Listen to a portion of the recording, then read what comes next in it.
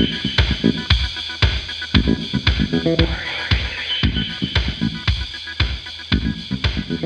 back to the Hola, pod. amigas. ¿Cómo están? We are here. Another episode. Another journey on the interweb. Yeah. We're giving, we're in different cliques in high school. Oh, I was going to say, we're giving work. Like, I'm conservative and you're like the liberal socialist. Literally. I'm over here like it's Adam and Eve, not Adam and Steve. Me, I'm like, it's Adam and Steve. No, well, to go over my outfit, what my vibe was today was essentially like work. Because this is the shirt I wore during work today, but I was wearing like softer fleece leggings because it was really cold in the morning. But I'm wearing a black t-shirt that is from the organization Austin Democratic Socialists of America. I got this in a couple of weeks ago when I went to one of their meetings at, like, I think I mentioned this in the last episode, where they were just kind of getting together, helping people like how to organize, just providing information and making posters and stuff. And then this shirt was like by donation. So I just donated, I think it was like $25 that I donated, and they gave me this shirt. And I'm wearing these, they look like work pants because they're like white legged. And what's that material that is like almost always like slacks? I don't know. It's some sort of like, yeah. if you know, friends, that those shirts, those pants that you typically wear to work. Well, these are like from the website Halara. Oh, okay. And they're supposed to be like, they look like work pants, but they're basically just lounging pants because they're really soft. They're white legged. For the woman on the go. For the woman on the go. Who wants to be comfortable but stylish and professional. And then as a true millennial, I have paired it with my Vans. Do my Vans come out in the shot? Yep. Are those Vans or are they fans? Oh, these are real Vans. Oh, okay. Granted, they're from the outlets. You're like, I splurged. These were like $20 at the outlets. But they've got like little skulls. They look like the bandana pattern. These are probably the shoes that I get complimented the most on. They're really cute. By the way, you have the smallest little tiniest little feet. They're so cute. I'm such a baby. What size are you? Because I bought some boots and they sent me the wrong ones from the Real. They were women's size 10s, and I was like asking the women in my life if they were a size 10, and they're like, no, that's like big. That's big, dude. I'm a size 6. Okay. I'm glad I never asked you. You would have been like, no, I'm not Bigfoot. Dude, and you know, when I wear Converse, I swear those feel like the biggest shoes, and I feel like I'm wearing clown shoes. Okay, when I got my first pair of Converse in high school, my uncle was like, you look like you're wearing clown shoes. I was like, I feel felt real like mamona. because the way that they look, yeah. But yeah. Okay, tell me about your fit. Okay, so I'm Your giving conservative I'm fit. giving conservative realness. So these pants, I think we've talked about like going on the baggy pant journey, and I've been doing that for a while. So wearing these is like kind of strange. They're more of like a fitted slack. I don't know what brand this is, but wearing my Prada boots, and then I'm wearing this shirt from Bonobos.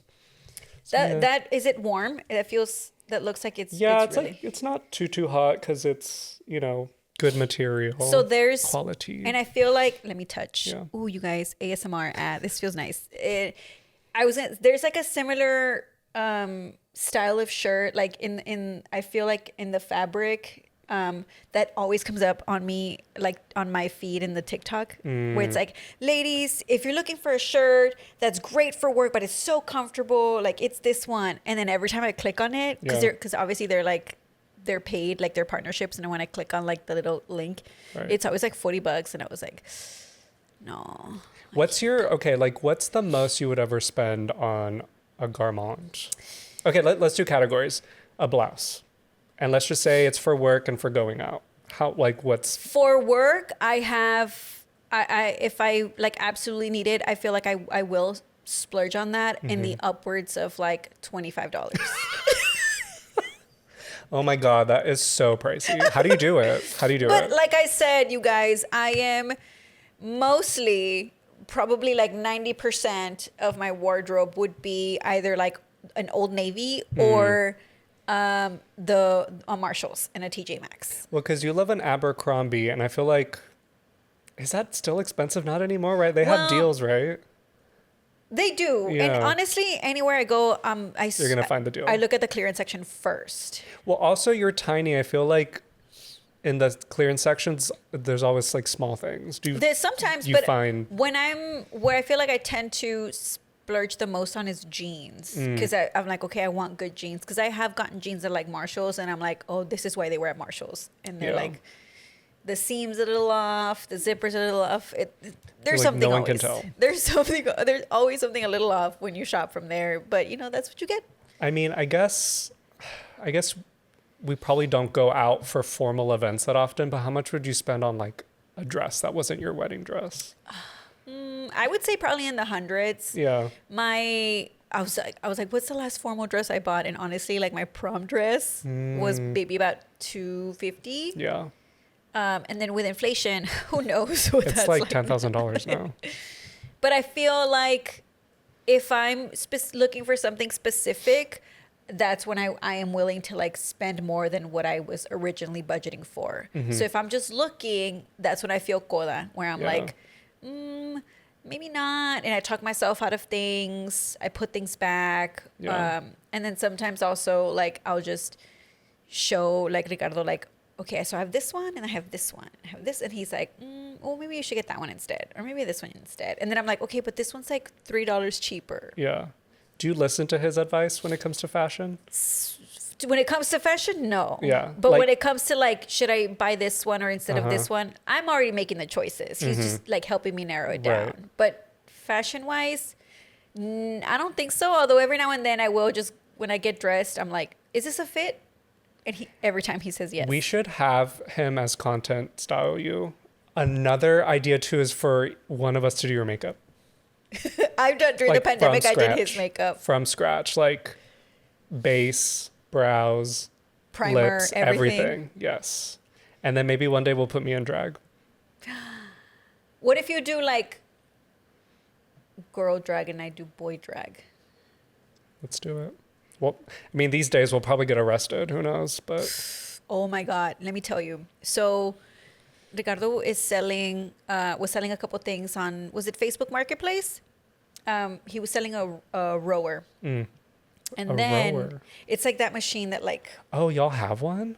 had, Linda made me sell it. because he didn't use it and it was taking Yes, up I space in the did. garage. I did use it, but I have a gym membership, so whatever. You know, Luke used to do like rowing. That was part of his PE class when he was in high school because he went to some private school. Of course. Yeah. What is it? Winklevoss of him, right? Totally. But okay, so that was earlier this week where he sold it and he was like, and when they agreed on like when to do the exchange, it was going to be on a day that he was actually had to step out for work. Like I think he spent like half day at the office. But he tells me, he's like, well, you're going to be here. Is it okay if he comes? And I'm like, okay, sure. But let him know that he has to load it up by himself. He shouldn't expect me to help him. And so he's like, okay. So then he comes by yesterday, rings the doorbell. Of course, Lola loses her shit. She's just like barking the whole time. But I should have like thought about this, but I knew in my mind the rower guy is coming. I should expect him to stop by. But let me tell you that I opened the door to an older white man wearing camel pants, like the military camel pants, a green shirt that's like the dark green military. And it didn't click where I immediately opened it and I was like, hi, you're here for the rower. And he's like, yeah. But amigas, what if he wasn't? I What if that know. was Border Patrol and was like, yeah, come out. And then they get me out and then they're like, gotcha, bitch, y me suben a la van. Like, I thought. We heard your podcast. I thought, they're like, we heard you had shit to say it to my face, is what like they we told saw me. you on the Statesman. Imagine, dude. They're like, we have your voter registration. And so it was after the fact that I was like, oh yeah, let me just open the garage. So I went and opened it. And then he gets it. And then he's like, how much do I owe you? And I was like, oh, he said it was going to be $100. So he just like gives me $100 cash. But when I'm walking back in and I close the garage, instead of like, normally I hit close, it starts closing and I just like walk into the house. I like stood with the door open. I was like, I don't want this man to sneak back in and then Yeah. deport me in some way. But I should have thought, like, it didn't click until seconds later that I was like, oh, this man could easily be one of those fucking ICE people because of the way that he was dressed. Mm-hmm. One thing is that his face wasn't covered. So Yeah. how brave of him. Right. But I was like, to him, I was like, you put me in danger. What if it was... He called ICE on you. Imagine. He's like, get this bitch out of here. I was like, you set me up. You said ICE. No, but I was like, you could have put me in danger. He's like, I'm sorry. But I was like, no, I'm kidding. It just clicked in my head seconds after where I was like, maybe I just shouldn't open the door to anybody. I mean, it is pretty scary out there. I just saw a post of, I don't know if it was in Minnesota or something, there was a toy store who was very vocal, like anti-ICE. And so not long after, like ICE went to their door with papers and that they were going to start doing an audit to see like who their employees were, tax information, apparently. Well. And the people who own the toy company were like, it's a waste of time. Like, we have part-time workers. They're all legal citizens. Like, this is just like an intimidation tactic. So even though like we're laughing about it, like that's very real. Also, I will say if there's any white people that watch us, to our white followers, we get to make these jokes. You don't.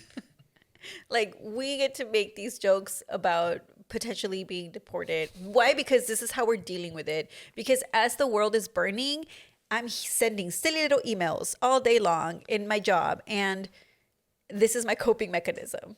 I know. Our bit about the TSA pre-check being like a cover for directly being taken by ICE. I mean, that's hilarious. There's a world, I mean, crazy shit's happening. Anything's possible these days.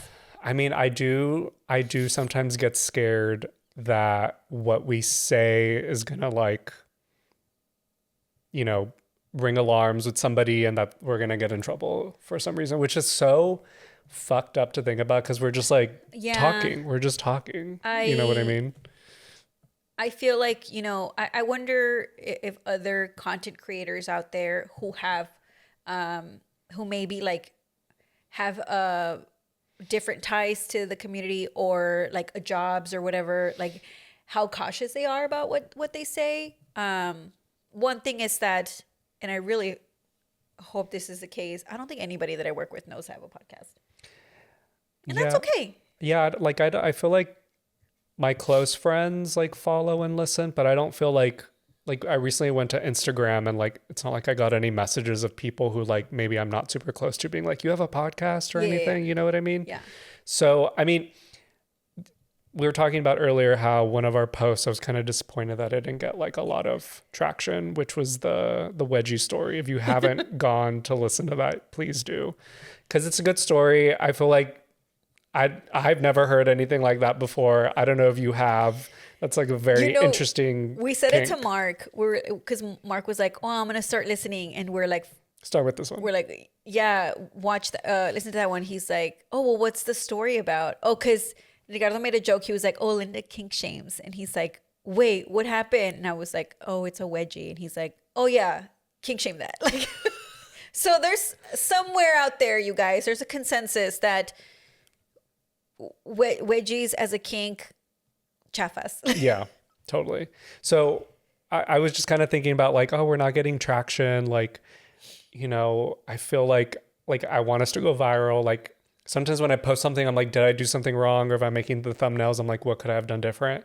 And I was talking to Luke about it. He's like, I think you should just let like your viewers be your viewers for right now, because if you do go viral, like that's a type of notoriety that maybe you and I are probably not ready for. Oh, absolutely. A type of criticism, you know what I mean? So he was like, I think it's a good strategy to nurture people little by little. Like as we're going on this path together, we're kind of picking up little people here and there. And like, you know, they're more devoted and they kind of get who we are, rather than just like being exposed to everybody and like just a bunch of really shitty people, like, you know, leeching on and like saying really horrible things to us. Because I feel like maybe we don't realize this, but I mean, I'm sure that much like everybody else, we have hot takes. Mm-hmm. I know, like when my brother was like, hey, I didn't know you did this, did that. And I was like, oh, brother, If you keep listening, you're gonna learn more about me. I mean, sometimes after we record, I'm like, I can't believe we talked about that. Or I can't believe I said that. Or like, is that okay? Like, is that problematic? You know? But I don't know. It's a journey. And so I'm just trying to like remember that this is supposed to be fun. It's not supposed to be stressful. Like, Please don't dox us. Please. but it's supposed to be fun. Like, I mean, the fact that we even have like 120 followers on TikTok, I mean, that's more than most people. Yay! That's that's fun. Yeah. And we've had some posts where we've gotten like 1,000 views, and that's pretty impressive. And because I was like on this rabbit hole on TikTok, I'm back on social media. I feel like I'm in a good mental space to do that. So I've been posting. Welcome back. Welcome back. Yeah. So I've just been making sure, like, if I see something fucked up, I'm like, I'm gonna put on there like I'm not interested. But anyway, I went down this rabbit hole of like people saying, like, yeah, I've been in like 300 view limbo. So apparently that's normal. Is some of our posts. This is new to us. Yeah. And I feel like as long as we have shit to talk about, I think in Alma, did you see the Instagram reel that Alma sent us? Mm-mm. It was like when me and my friends started a podcast, and then like everything's bleeped because they're just talking shit. And I was like, yep, me and Ricky for sure. That's pretty much. But no, yeah, I haven't been on, I was like briefly on my personal one, but then I've just been kind of like surfing the Barrio Bitches. You know socials. who I've been getting lately on my social media is, do you know who Pearl Davis is? Pearl Davis. Ugh, I even like, ugh. Wait, is Pearl that white girl who's like, we shouldn't have rights? Yeah. Yeah. Who's like younger than me, looks way older than me. Busted. And I went down a rabbit hole of like, apparently she was like in a debate, and I don't know, this must have been within the last week, and all of her talking points were like dumb questions, and they were based on like her statements were like I feel and I think versus like data driven like insights or whatever. And the person, and it was like a woman that she was debating, and I don't even remember her name, but she had like statistics and like well-formed, thoughts or whatever. And Pearl just stood there in silence, and everybody was like making fun of her. And then I was looking more into like, okay, who the fuck is she? And she just says things like divorce shouldn't be allowed, abortion shouldn't be allowed. Like, what do men really gain from marriage? Because like wives gain weight, and like, why should they pay alimony, and like why can a man opt out of alimony or like child support? Like, it's all of these like male-centered topics, and it's wild to me that like she feels, or someone like her feels that way, or that there are people who feel that way as the opposed gender. Like, how as a woman, like, can you make those arguments for men in a way that's like, women shouldn't vote, women shouldn't do this, women shouldn't have access to abortions, and like women should cater to men, and like this idea of what's the term that I heard, top tier man? Okay. Yeah. Which is like, I don't know, by their standards defined, it's like how you look and like the money you make, and like and then like top tier men like want virgins, but also experienced women. And top tier men are allowed to not be virgins and like have like all of these experiences. Meanwhile, for you to be a top tier woman, you have to be young, you have to be a virgin, pretty fit, you have to, I guess, not have like what's the other word, body count, like not have a body count. And I'm just like, what the fuck? Yeah. Well, what's funny about that too is I feel like she doesn't embody a lot of those things. No, that's what people say to her. Like, not that we should be commenting on people's physical appearance, but I feel like it's a free for all with her because she's bringing that into the conversation. I'm like, you don't embody that, sweetie. And you're going to be taller than most men. You're not that pretty. And also, you just being opinionated goes against what you're saying, that women shouldn't be opinionated. Right. So then it's like, she's like, women should like stay at home. Women should not have careers. And it's like, but what are you doing? Yeah. You've got content. I'm sure you're generating money off of that Yeah. content. I'm sure that like your platform's working out well for you in your space. So like She's a liberated woman. Like I she's, don't get it. yeah, no, Like, I mean, it's, and I think in one of the, and again, this was probably maybe like an hour of me just watching like TikToks and being like, who the fuck is she? In like random interviews that she's done, like, and the information that I've learned from her against my will, is that like her parents, she comes from a wealthy family. So like she's already coming from a place of privilege. Her mom was like the CEO of the company that her parents had. And they tell her like, well, your mom was a CEO. And she's like, well, yeah, me and we differ opinions. And I was like, why would you be so against your mom who's like the head of your own family business? I don't know. It was just, I mean, it's weird. I think these movements all stem from people's insecurity. So, I mean, she just sounds like a pick me girl. You know what I mean? And the joke is that no one's picked her. Exactly. That's what they say on the comments because people are brutal. So I think that's why she says these things, because she's like, well, like if I want a guy's attention and there's just been this wave of like red pill guys, she's like, I'm going to align myself with those people. You know what I mean? I just don't see how you could like a red pill guy. I said it. Like, first of all, I didn't even know what red pill meant. I don't know. It was a reference to Matrix. Yes. Yeah. But like the concept of a red pill man, like, doesn't compute in my brain. I mean, I think there's a reason why they're red pillars, right? Like this anger that like women aren't giving them attention, or that they're, you know, they're too liberated, that they're not, you know, like giving them the time of day. You know what I mean? That's what I'm telling you. I feel like these movements just come from people feeling like, again, the whole disenfranchisement thing. Yeah. And if you're a white guy, you have everything else going for you, but you can't get a girlfriend, and you know you're not as educated as a woman, and you're not making as much money, then who are you going to blame? You're not going to blame politicians, you're going to blame a woman. It's so sad that like that's driven men to like hurt women. Like, yeah, because they can't get a girlfriend, they're just violent towards like women in general. But it's a feedback loop too. So like, the more they act like that, the less desirable they are. well, and then also too, like you have guys, so let's just say you can't find a girlfriend, you just have like this feedback loop of guys saying, well, something's wrong with you, you need to fix yourself. Then you get angrier, and then they tell you who to blame. But it's like these guys are the ones who are making you feel like shit. It's not the women. You guys are so dumb. Well, on my way here, I was listening to a podcast about that period of time where like the Salem witch trials. It's like the 1500s. They're like, burn her. So, well, what's interesting about that is they had an economist on the podcast who was talking about like basically like the market forces that like kind of set that up to happen. So during this time period, most of Europe underwent what they called the Little Ice Age. Okay. So temperatures dropped.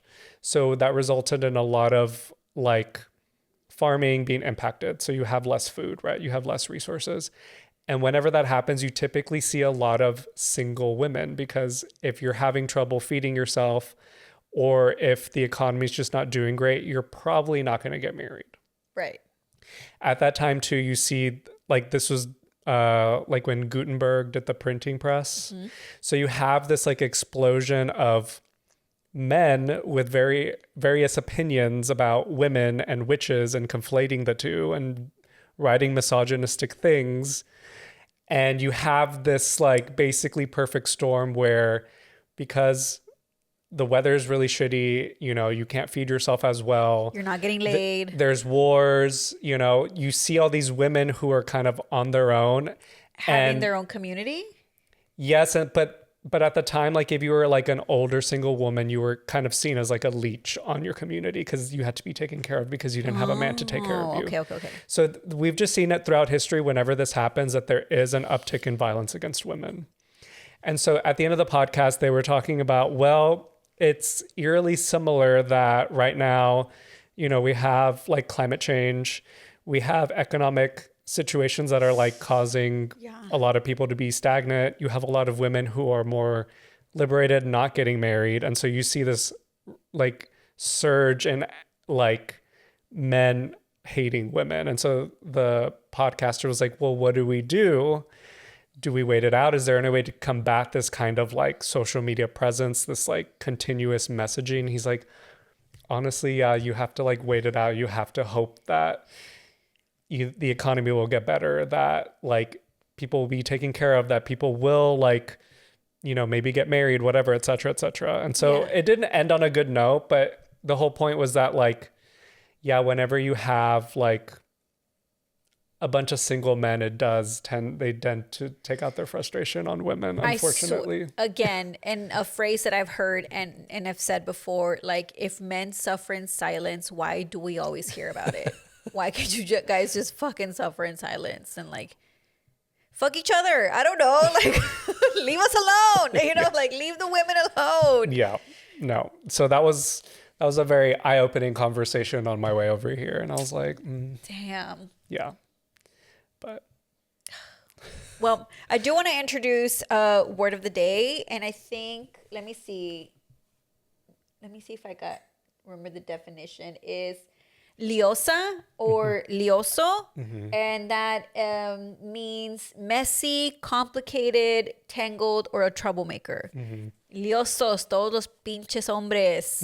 That's what I say. Yeah, like if you have that friend who comes over and says like, did you know that our friend so and so like said this about you? Like, it's very shady. Have You're real you? liosa. Would that happen to you a lot? You think? Like, I feel like I don't know that I've had. Maybe like when I was really young, like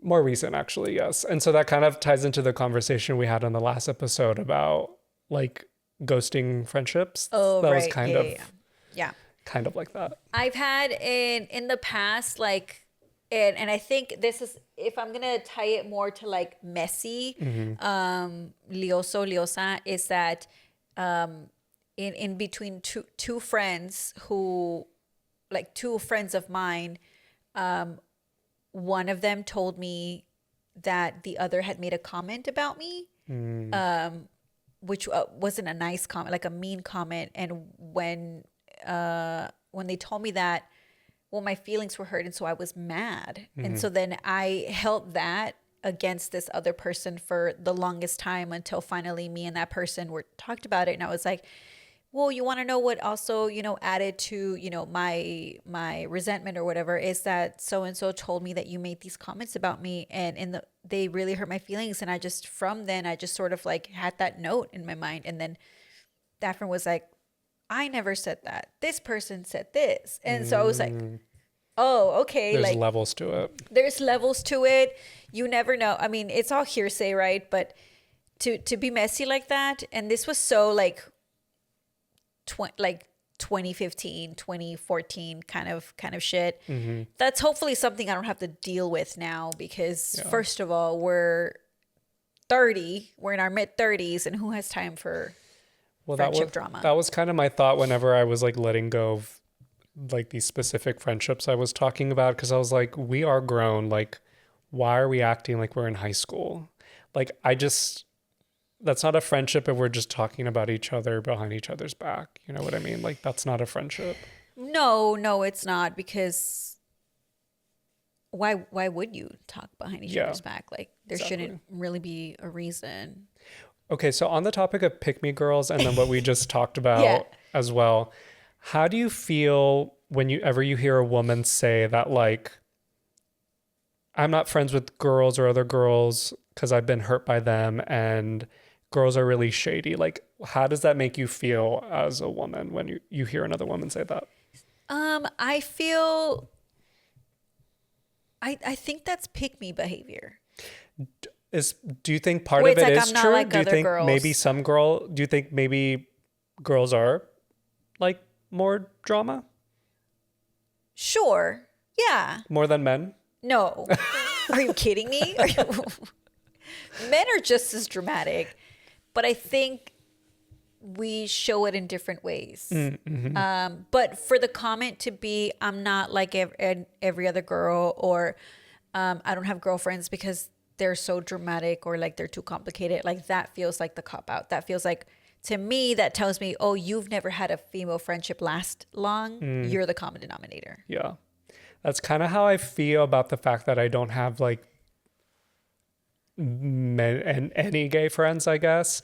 But I feel like I don't go around saying like I'm not friends with gay guys. You know what I mean? Well, why do you think you're not friends with gay guys? Well, I feel like I'm always shouting at my therapist, but like I've talked to my therapist about it and he's like, well, why do you think that? Shout out And to the tree hugger. shout out to the tree hugger. I just think that, and I told them this, I was like, I just don't think that I have had a very like positive male presence in my life. Like my father, Okay. yes, but I feel like there were times where like it was very clear that my femininity made him uncomfortable. Okay, yeah. Because he was probably maybe afraid of what other people thought of him. And then I just always felt like I couldn't connect with like straight male friends that I had because I was like, yeah, I love pussy too, whatever, you know, like I just, You're like, yeah, pussy. like I'm not like a video game person either. Like I just like girly things, I think. And so, and then also too, like I was like bullied by men, you know what I mean? And then when it came time to like when I was out and stuff, like it was very hard for me because I was friends with mostly like women. It was hard for me to like, I feel like have male friendships because I was conflating like friendship with like attraction. Okay, yeah. You know what I mean? Yeah. So there was definitely a lot of instances where like I fell in love with a friend. And then I did have gay friends as well, but like those weren't always like healthy either. It was definitely very like bitchy, you know, like talking behind each other's back, that kind of stuff. Do you think that, and this is like as an outsider and truly like as an ally, as a straight person, but also growing up in a border town, I don't think I knew that many gay men, that many gay guys. But in what you're saying, I feel like I heard similar stuff in that it was, for lack of a better word, catty between them. Do you think that was because it was already like a small amount of people who were like out, who are gay, and then they're just like they're just struggling to find themselves within, you know, our fucking high school or whatever, and so that creates some sort of competition to like have straight friends, to have girlfriends, to have boyfriends. Like, you think that's a possibility? I mean, that sounds possible. I didn't come out until I graduated high school. So I was in Okay. college. So I can't speak to that like okay, per yeah. se, but I mean, I do feel like, I mean, I feel like gay men, think about like the kind of like wanting to be the macho-ness of a straight man, but then also like, I guess the cattiness of maybe of what like a group of females would do. Yeah. And combine that. So like when you're in gay spaces, it's very much like people are peacocking. Okay. And yeah. since men are very visual, gay men, like it's amplified. You know what I mean? If you don't fit a certain mold, more people are going to get more attention than others. And for me, who was like a late bloomer, awkward, skinny, didn't embody like masculinity, that was very difficult. So I didn't feel like necessarily like embraced, I guess, in Yeah. that way, or never felt like I'm hot stuff or something Yeah, like that. yeah. You know what I mean? Okay.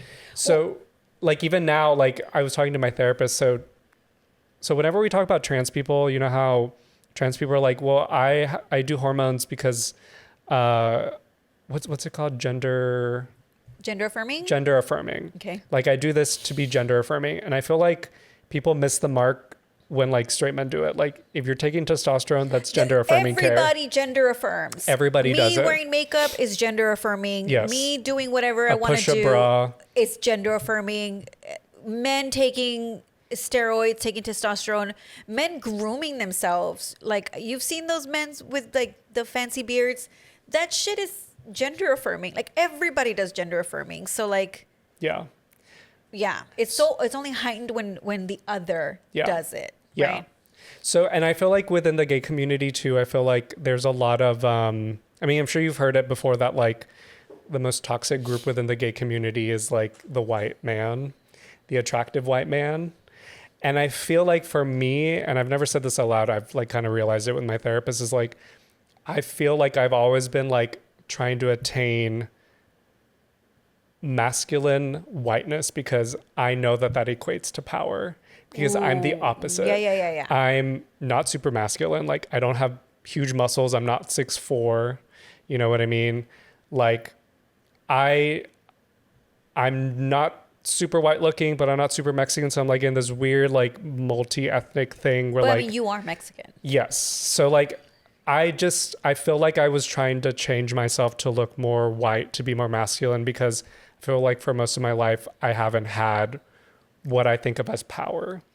Yeah. You know what I mean? Yeah. Because I'm like, I'm the opposite of what is powerful in this world. You know what I Yeah. mean? I'm not white. You know, I don't physically look like the Eurocentric beauty standard. Same. Yeah. You know what I mean? Like I don't have huge muscles. Like, so I feel like I've always been trying to like fix myself. Yeah. And so I've been trying to figure out, okay, like what's the attractive version of myself instead of trying to like literally look like another ethnicity or like try to make myself bigger. I mean, my therapist was like, you can still like work out if you want, but do it for the right reasons. It shouldn't just be like, I need to change myself because something's wrong with me. If I want to be stronger, that should be why you want to do it. It shouldn't just be like, I want to be big and powerful and I want to like dominate other people or whatever. Yeah. So that's been a process for me. And I didn't think it was that deep because like sometimes I do feel like sometimes I'm like, well, am I dogging on white people too much? Or am I like, but I'm like, no, I mean, it does seep into even our culture. You know what I mean? Yes. Like if you're white, you have more, you're thought of as more attractive than if you're darker. Or, you know, in our culture too, like you have to be manly, you know, you're a man. So that's been something I've been trying to explore. I'm like, what does my femininity look like? You know, I used to hate it too when Luke would tell me like, oh, you're a twink. And to me, twink is feminine. And like, it felt like an insult to me because I wanted to be like more like jock or whatever it was. So that's been a very interesting process for me to like deduce that. I thought that like I mean in the ways that I've heard twink, I thought it was more about like how young and small you are. So maybe not necessarily like femininity, but I guess if you're thinking about small and young, delicate. you are thinking like that is mostly associated with femininity. Yeah. That's interesting. And you know, to your point earlier about like gays peacocking, I feel like that's what I saw in high school. It was like who can be more what's the word? More like out there, more flamboyant, but then when one would do that, the other one would be like, "Ugh, he's so gay." You know, like the other gay guy would say, yeah, he's that's so another gay. toxic thing too, is like being too much. You know Yeah. what I mean? That's why, so I would say like maybe 15, 20 years ago, you had to be masculine. Like if you were a gay guy and like you were a drag queen or you dated a drag queen, that was like, ugh, gross. That's like feminine. And so recently, now you see a bunch of like really big, hairy, muscular guys and they'll wear a skirt and paint their nails. And so there's a lot of backlash from people who are just inherently feminine because they're like, oh, you can play dress up like that. But then you can go back to your like power, you know, like going back to your like powerful self, being like a white man, you're masculine, whatever. But I have to live this every day. Yeah. You know what I mean? You can cosplay as feminine, but I can't do that. And that's cute that you're doing it. Whereas with us, like we have to live it every day or whatever. You know what I mean? Yeah. So I don't know. I'm trying to like explore that, and it just made me uncomfortable because I was like what?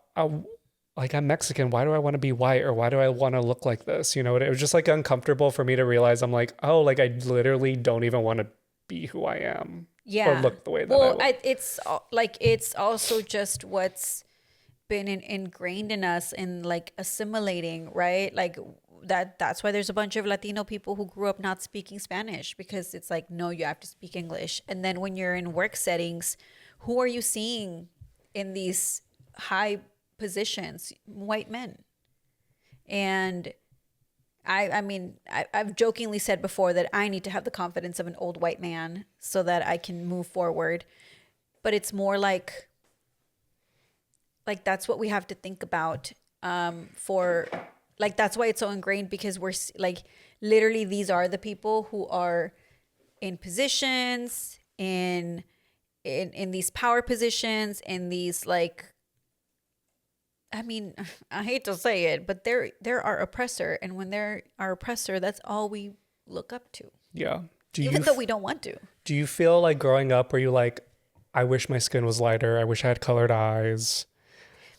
I think, yeah. I don't think maybe it wasn't like a consistent, maybe not so much, but I know that at some points, yeah. Or it's like, actually, it was more like when I came to college because that's when I saw the most white girls. I know, me like, too. The It was most white shocking. people. Like going to UT as a little brown girl from the 956, I just saw like fucking so many white people everywhere. And, you know, the girls with their like blonde hair. And I was like, oh, they're beautiful. And that's when I was like, oh, I don't look like that. And I think that was like probably one of the first times where I was like, oh, I really am different. I think before it was more like, oh, the models I see are white or like this or like that.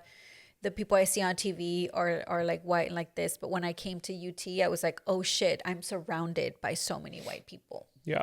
Oh, wait. Do you wanna, we got chisme. We have chisme? Chisme. I didn't know we had chisme. Yes, and I'm about to read it. Put it right here. Is it long? No. This will be a great reel app. Okay, let me. Have you seen that meme of Belinda where she's like, "Ay, se me apagó la compu." This one starts with. Make up a good name. They actually put a name. Oh, who submitted it? It says anonymous. Ooh. And it is signed by Frederick. Ooh. El Freddy. It starts with Hola chafas. First time, long time. Quick background. My mom is a bitch. Oh. That's right. A bitch. You know that meme? A BICTH.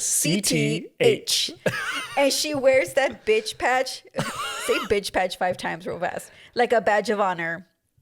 Growing up, she would tell me and my siblings all sorts of awful things. It ranged from normal mom things, you're ungrateful, you're stupid, you're ugly, to worse. She would tell us she didn't love us, that she wished she'd never had kids, and that we were going straight to hell. Oh. Flash forward to today. I'm a normal, well-adjusted adult who knows how to talk about their feelings and has wonderful relationships with friends, family, and loved ones. Psych. She continues to terrorize us today and has gotten somehow worse. She loves to inflict emotional pain on the daily. Calling her on the phone is like calling collect to Satan herself. She's even started to say these sorts of things to my nephews and nieces, even saying things like she wishes she was dead. My wife and I are thinking about having kids ourselves, and I don't know how to tell my mom that I want her to be as minimally involved in their lives as possible.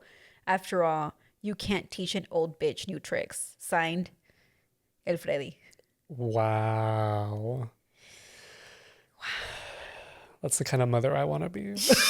Imagine. Evil stepmother. This is goals. One time, me as a mom. So there was an SNL skit that came out where the whole premise was that not every girl wants to be a mother. Some girls want to be a stepmother. So they have these dolls where like these little girls could be like evil stepmothers, and they would like lock their like stepchild in like a closet. Like, so funny. So this is stepmom energy. Mm-hmm. This is heavy. I know there's like some humor to it, but mean moms is heavy. I mean, I'm gonna go on a whim and say this is a Mexican mom, maybe. I mean, you know what they say? Not everyone should be a parent. No, that's right.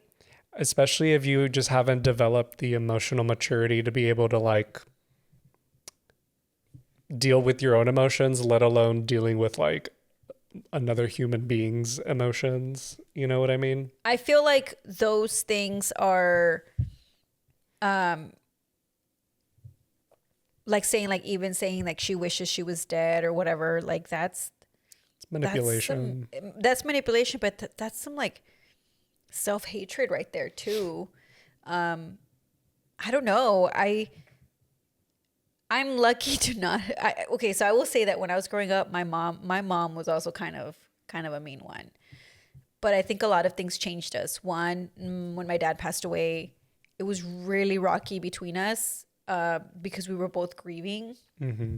But then also, I feel like as my mom aged, she got like a lot more chill. Mm-hmm. So I feel like some things I can relate to, and like, oh, she's mean to you growing up. After all, y'all remember my mom called me an escoba like years ago. So I get that there's some you get some meanness from your mom, but I think in this story, it's kind of dark, and it's like something's wrong with your mom.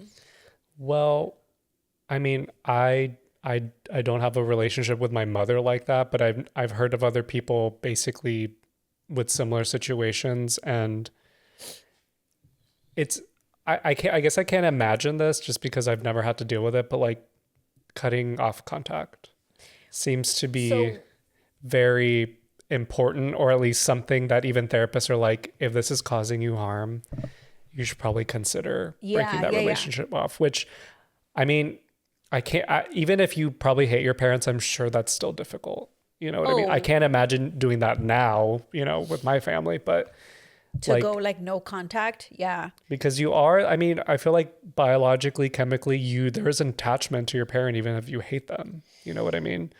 Like, especially if you were neglected, there's probably even more of an attachment that you have with your parents because you didn't get what you needed from them. Is that what we would say is a mommy issue? I guess. Yeah. Okay, so the advice here, or the unsolicited advice, is how can they tell their mom? How can El Freddy tell their mom that he basically doesn't want her to be as involved in their lives, like once they have kids? How do you set that boundary? I mean, it depends. I mean, if the mother is hands off, then that's probably going to be pretty easy. But if you have like an emotionally manipulative mother, that's different. I mean, they're called martyr moms. Oh, so where they act like a martyr, where they're like, if you give them a boundary, they're like, oh, so you hate me, or they make it about them, that they're a victim of whatever boundary you're putting. So that's probably going to be the most difficult, is if you're saying, well, I don't feel comfortable with you saying that to my kid, they're going to make it about them. And that's the hard part, right? Because deep down, we're all still children. So when our parents say that, it you hurts. Feel something, versus like if the mom says something to the partner's going to be like, well, you can fuck off, because there's not as much of an emotional attachment there. Yeah. But it's going to be harder for the child. So it's just hard to break those bonds because there's an attachment. So to that point, would you suggest that the wife in this case is the one to set the boundary, because she's like, there's not that attachment of like to the mother, but more like her mother-in-law? I mean, maybe, but should she be the bad person, the bad guy? I mean, if the partner is okay with that, I mean, depending on the severity of the martyrdom, I mean, the partner could be in for a lot of hell.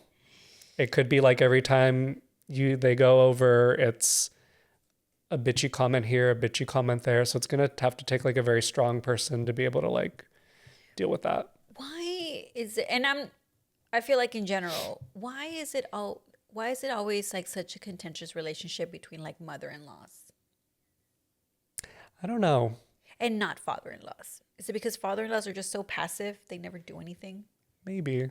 My mom, when she met my dad, I was like, were you ever scared that dad's family wasn't going to like you? She's like, I only cared if your dad liked me. I was like, work. I love that. Not that my mom has a bad relationship with my dad's family, but she was like, I'm marrying your father, not his family, which I feel is like a big deal for like a Mexican person to say. Oh, because you like what we think is that you marry the whole family. Yeah. I mean, I notice even in our generation, like our families don't mix. I feel like when my parents were married, like my grandma so her mom knew my dad's mom's sister. Like they kind of grew up together, so they would go to parties together. And I feel like us now, like our partners' parents don't know each other, and we don't necessarily have one big party. It's like I go to his family, she goes to their family. It's not really like we're gonna have each other's families together. Also because like we left town. Yeah, Like it's different now. We left home. So like in my case, like I met my husband here in Austin and I knew his family and like our families didn't meet until like May, like the fucking wedding rehearsal. And they probably haven't hung out since. No. Although like my mom has been, I was like really nervous about like my mom because I was like, what if she, you know, because me thinking like back then she was such a particular person, but I'm like, okay, she's really chilled out. Then now she's like actively asking like, oh, like when to Ricardo, oh, when is your mom coming? And like tell him to come back. And for this past, what was it, Christmas? My mom made pozole and you know those ice cream jugs? Mm-hmm. So she gave one to me and then she's like, here, I froze one pa tus suegros. Yeah. And here's some tostadas. And I'm like, oh, that's really nice. So like, I feel like they've like, it's more of like a long distance. Yeah. Friendship or whatever, family ship, but it's not like going to parties together and all that stuff just because we're not all in the same space. Because even like when I go home back to Laredo, it's like that's like a journey. That's like I have to go there or because my in-laws live in here in San Marcos, it's so much easier to see them. Yeah. So it's just not like we just don't always all travel together. Well, Luke's parents haven't met my parents. We've been together it's going to be 10 years. When 10 years? On Valentine's Day. Oh, that is so gay. What are you going to do? So I met him. So I'm 33. So yeah, I was 23 when I met him. When we got together. I was young. Yeah. That's why my body count's so low. But Luke is younger. Yes, he's younger. How old was he? 31. So he was 21? Yeah. Couldn't find anyone my age, I guess. I don't know. But I mean, yeah. I'm older than Ricardo. Not by a lot, you guys. Not by a lot. Yeah. He's my age. 2 years. No. A year and a few months. A year and a few months. A year and a month. It just so happens that because my birthday's in December, whenever my birthday happens, I'm 2 years older than him for like a month. Because he's January 92 and I'm December 90. So there's that like small window where I am older, like 2 years older. Well, Luke just turned 31 and I'm turning 34. So that looks even like, so I'm going to look way more older than him until his birthday in October. So I can't believe you guys have been together for 10 years. Yeah. Ooh, okay, give us some relationship advice. How do we keep the spark alive, you guys? Okay, I don't know if this is like problematic, but we've talked to a therapist about this before. I think it's important to be very open about what you need sexually, but visually. Because let me just say this, when you're in a relationship, it's very easy to get comfortable. Mm-hmm.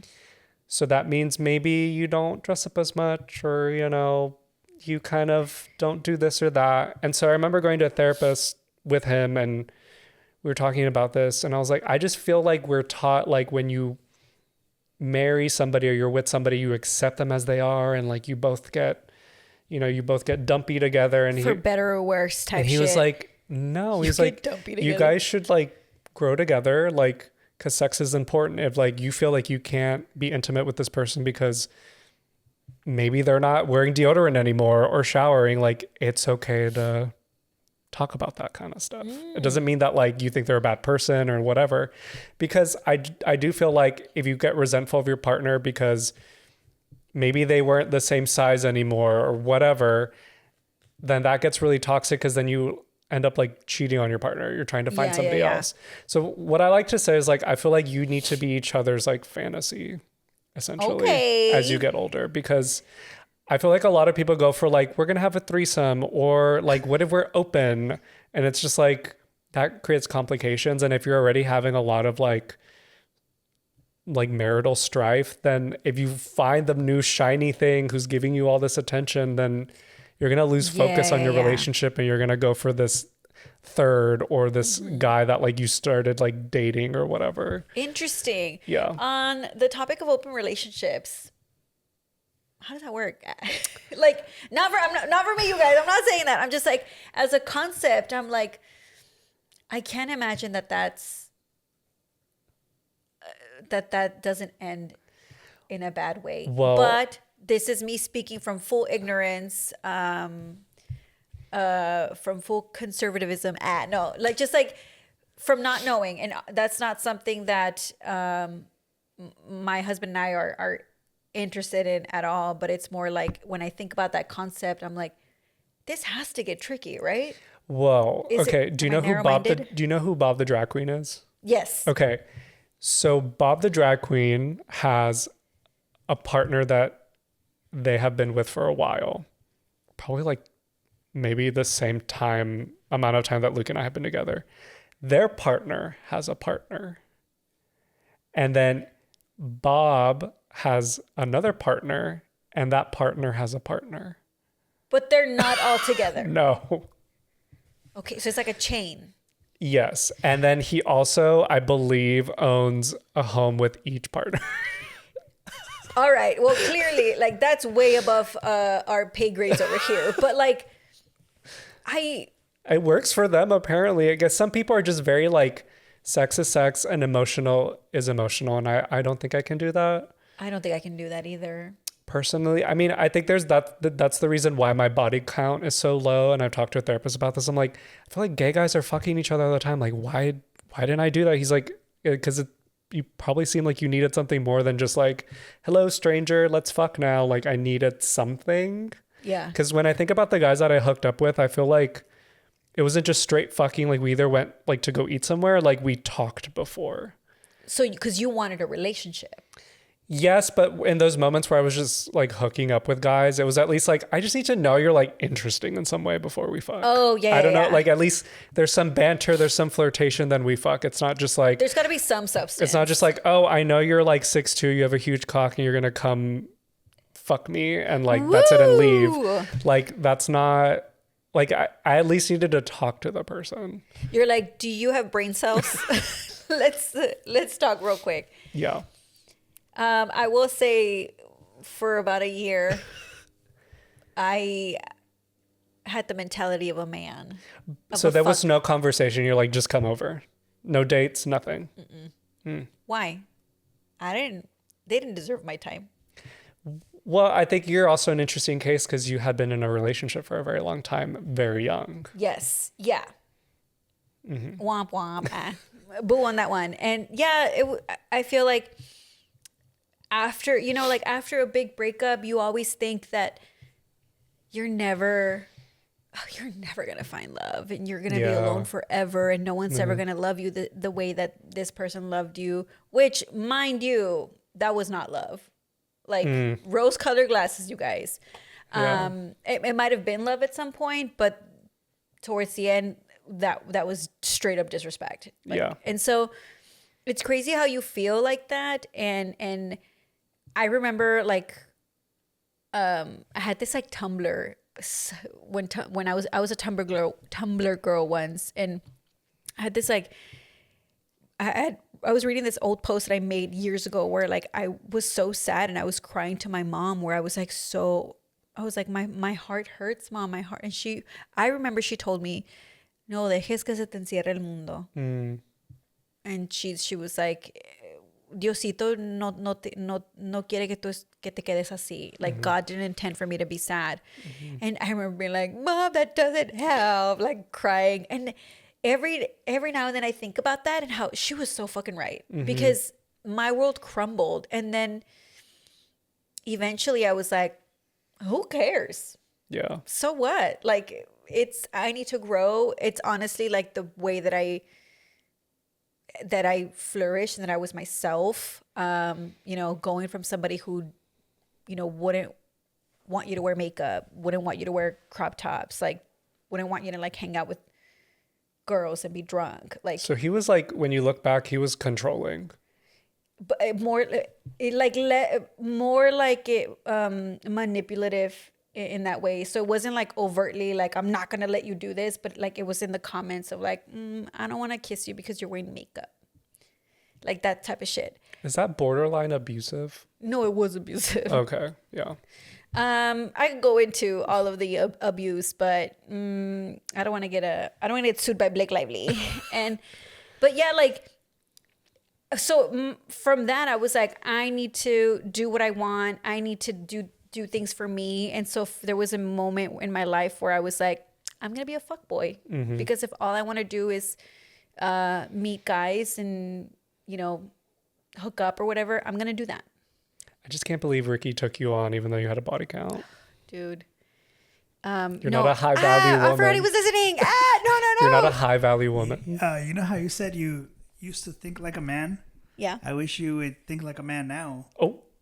What does that mean? Whatever you want it to mean. You're nasty. Stop. My brother's listening. But yeah, like to a point where this one guy was like, I can't, like, so you want to just use me? That hurts my feelings. And I was like, I'm sorry. Trump got elected. So what are we doing here? This is like, what, after 2016? I was like, Trump is our president. Oh, Trump is your president. Yeah. What do you think? No. Yeah. And I think after that, I was like, who cares about men? And I wanted to just be me, a liberated woman. So I guess you were always thinking about like how, like your whole reason for being was whether or not like this man that you were with like liked you or not, whether he like was embracing you or not, whether he was giving you validation, right?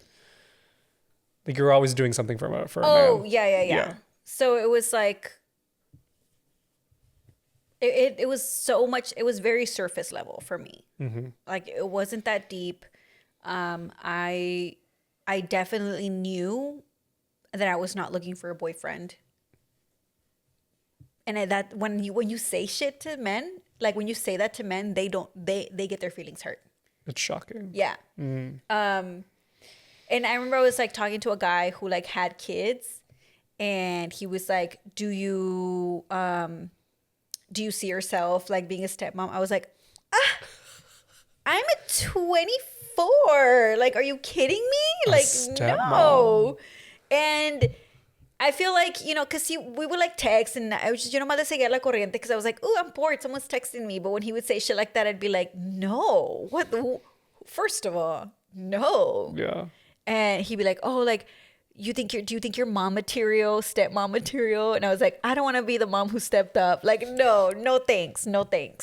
I mean, at least he's being like honest about like what he's looking for. But his feelings were hurt. And yeah, so I mean, he should just take time, the hint. Like, you know, in situations, I feel like where women get to be that person to be like, nah, baby girl, I'm just gonna text you whenever I need you, or I'm just gonna text you whenever I'm bored. Like, men get their feelings hurt, but they want to do that to women all day long. Interesting. Yeah. Trash. All of them. Yeah. ¿Cómo se dice? What was the word? Lioso. Liosos, todos ustedes. We used it. We used the word.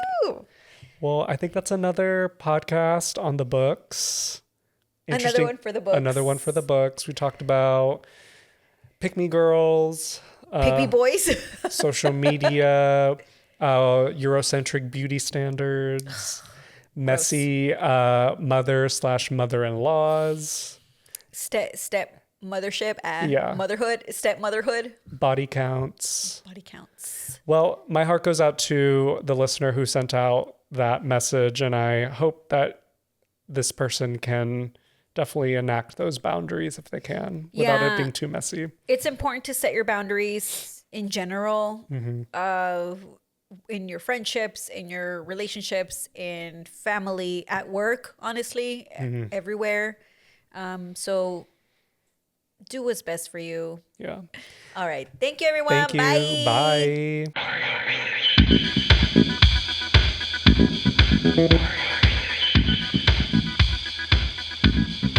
Bye.